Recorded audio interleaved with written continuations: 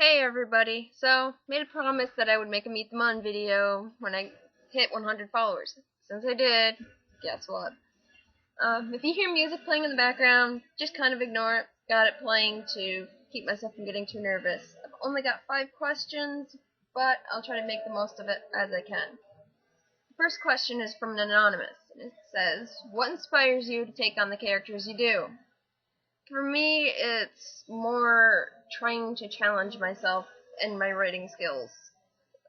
Never knowing how a character is going to react to a situation, I think really goes to help me explore new areas and just see what I can come up with, even if it's off the top of my head. I don't mind doing a little bit of improvisation to, just throw it out there, see what happens. Usually it works, sometimes it doesn't.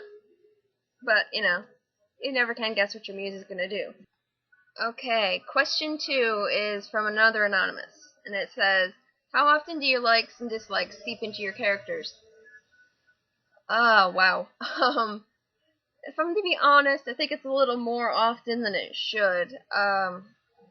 Let's see, Dani, I haven't written this into a headcanon yet, but I probably should soon. She's got a fear of elevators, and I know it's the craziest fear to have, but I don't like elevators. It's just that initial feeling, when you go up or down, that gut-wrenching, it's that feeling. I just don't like it. When I had my Joe Muse, she had a thing about bees. She was allergic. Me, I'm not, that I know of. I'm just afraid of them. So I think that kind of transferred over into her a little bit. For my Marvel Muse, Sigyn, she actually is afraid of thunderstorms, which I don't like them. I'm afraid of them. It's another weird, irrational fear, but, she's got it, and it works for her because, think of who she was married to. She was married to Loki. Thor was his adopted brother, controls thunder, lightning, just works. I think sometimes tossing my likes and dislikes into a muse just helps make them more real, more believable. And I don't know, I kind of like doing it. I know I probably shouldn't do it as often as I do, but I think it makes it easier for me to play them in the long run. Okay, this next question from another anonymous. It's a 2-part question. What form did you first start role-playing? Let's see. I started role-playing a long time ago. It's been years. It was on this place called Bloodletting. It has witches, vampires, werewolves, slayers, all kinds of different things mixed in. And it's really a form-based role-play, kind of like Tumblr, but there's a whole game aspect to it too. You can level your character, and it's fun, but in the end there was just too much drama that I had to step away. It was just too stressful for me in the long run. My first character was actually in that roleplay, in Bloodletting. It was a vampire by the name of Eden Rain, and I at the time joined up with a friend that I knew who was playing it. So my character was kind of her character's sister. And I don't know, in the long run she ended up being a witch.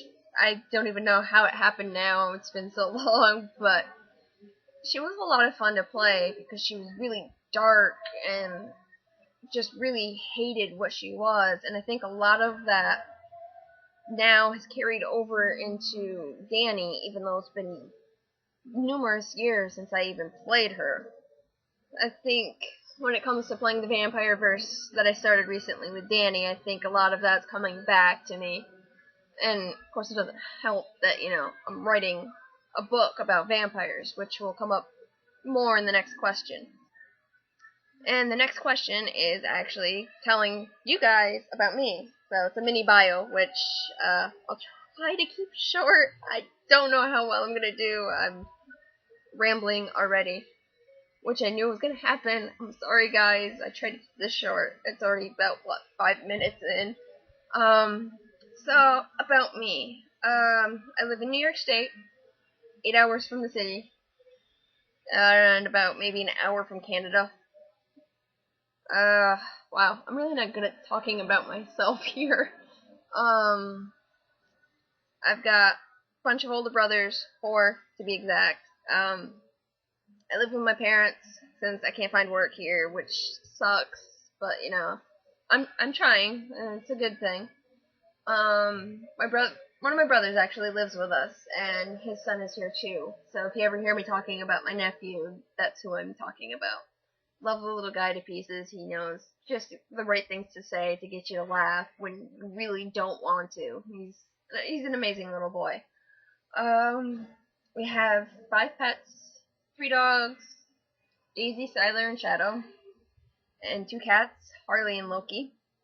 Now, before you start saying anything, yes, I'm a fan of Loki, but Loki, our cat, is about 9 years old, so before the movie came out.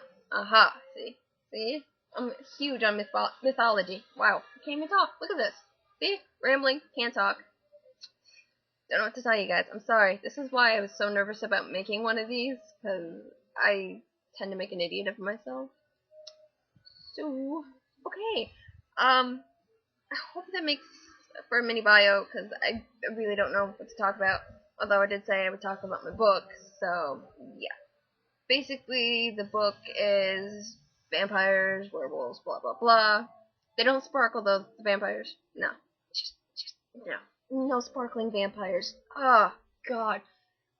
I swear, if I read one more book about sparkling vampires, I'm gonna barf a rainbow. It will happen. Rainbow barf. Just all over. Yeah. Not pretty. Not gonna be pretty at all. So, okay. Last question is from Win in the TARDIS. Hello. Since I can actually wave to you and be like, hey, look, person that actually has a name to the question. Wow, now you guys are going to see just how big of a dork I am. Just be thankful I'm not going on about Star Wars, Star Trek, and, you know, yeah. Oh, by the way, like and dislike, the love of Harrison Ford and Han Solo with Dani. Yep, totally comes from me. Can't help it. Love Han Solo. So, okay, Win, sorry. Gonna get to your question now, I promise.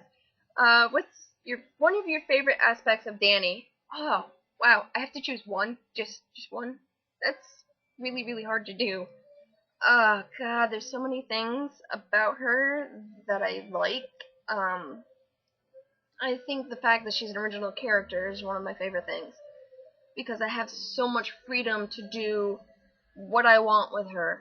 And it's just that I don't have this mold that I have to worry about fitting into with, like, say if I were to play Joe again, or if I were to make a Bella character, which, you know, you guys probably in the whole Tumblr thing that don't follow Supernatural have no idea who I'm talking about. So, Joe is another hunter that Dean and Sam run into, and Bella's kind of a thief slash really annoying person. I don't know, I think it's the freedom of being able to do what I want with her and not have to worry about people saying, oh, that's not canon, you can't do that, you know. You can't just go off and make her do this, this, and this when it wouldn't fit her personality. Yeah, I made her. Her personality is whatever I want it to be. I can run whatever plots I want to run. If I want to ship her with somebody like Castiel, dude, I'm gonna do it. Wait, I already do. Oops.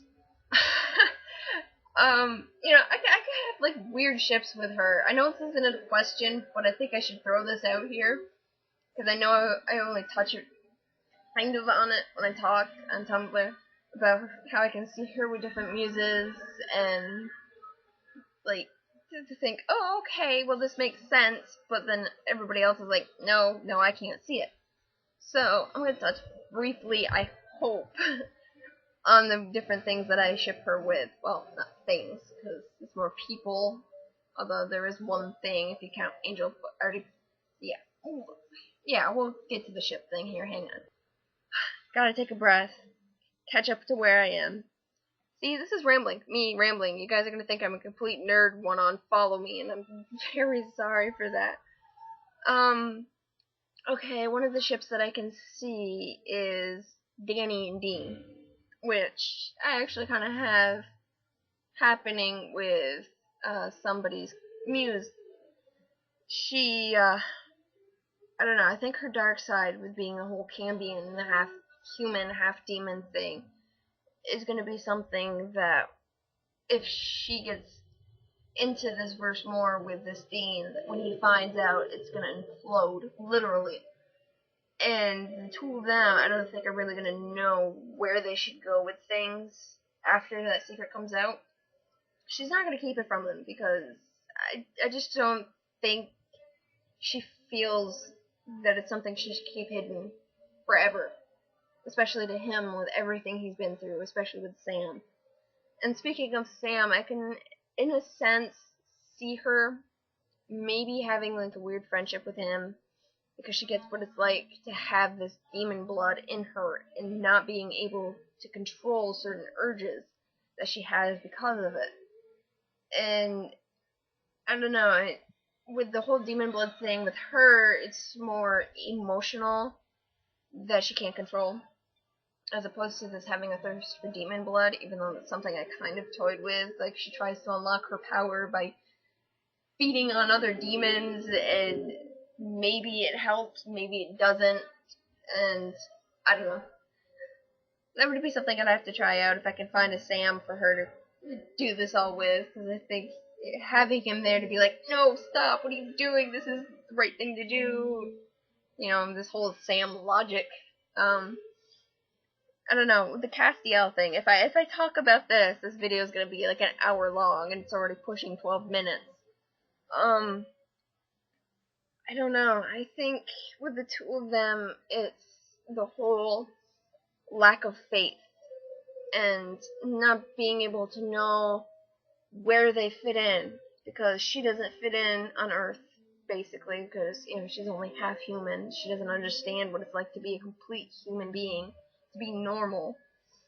And Cass is an angel, and he doesn't get what it's like to be human either. He only knows, you know, soldier behavior, do this, this, and this. You're ordered to do this. Simply do this.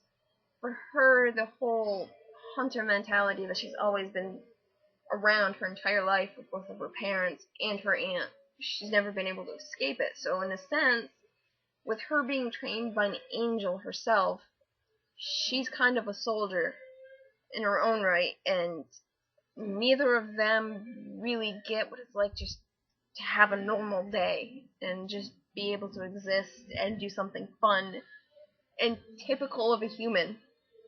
And I think if they were ever to form a friendship, which I do have on a Twitterverse for her, which, you know, doesn't really count on Tumblr, but, you know, for everybody that does see me posting stuff about them, you know, this explains why. It's not even something romantic exactly. You know, I can see maybe if somebody were crazy enough to want to take it that far or anything like that. I don't know, I think they would be able to help one another kind of cope with being the odd man out, as it were. You know, because you got Sam and Dean, who, even though they're hunters their entire life, just about, they kind of get what it's like to be able to have a normal day, just have fun. And I don't know, I just think the two of them are both so broken, and they're always trying to do the right thing to prove themselves to everyone around them. And they always go about it the wrong way. And I think they probably would have a lot to learn from one another, from their past mistakes, their current mistakes, and this complete desperation to fit in. Yeah, see, I'm rambling. That took me a few minutes to explain, and I'm sorry. Well, that's really all the questions I have, and I can't really think of anything else, to really talk about, unless I go on about the creation of Dani and why I picked her and everything. Other than to say, when it came to playing Dani, I had played her, it's been about a year and a half since I first made her. And she was a Cambion then. She had a completely different face claim. I think I actually used the lead singer for Lacuna Coil when I first made her.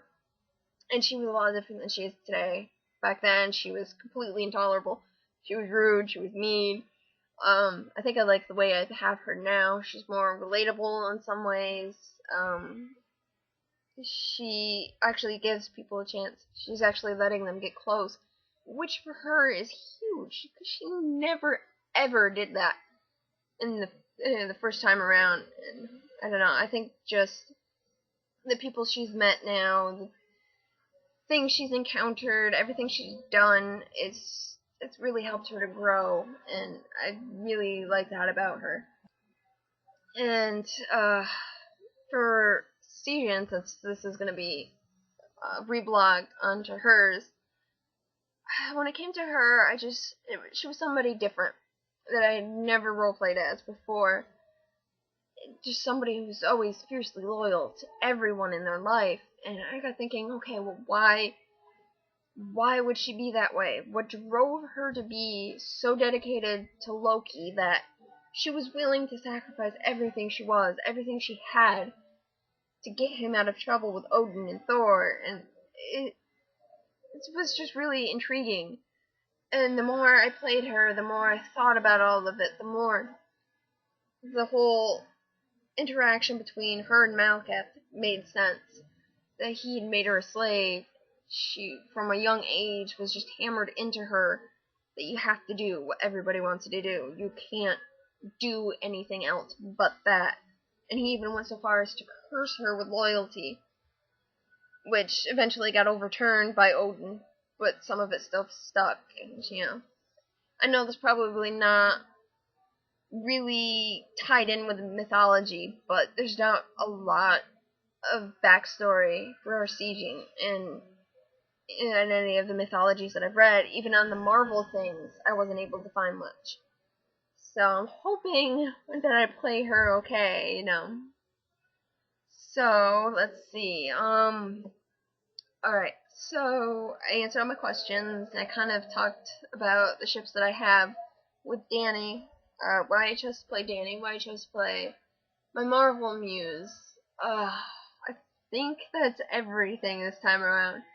If I reach 200 followers with either Dani or my other Muse, probably with Dani since I play her more, I'll make another one. Hopefully I'll have more questions. Hopefully I'll be able to do something a little more, in-depth when it comes to a video and I'm not just rambling like crazy.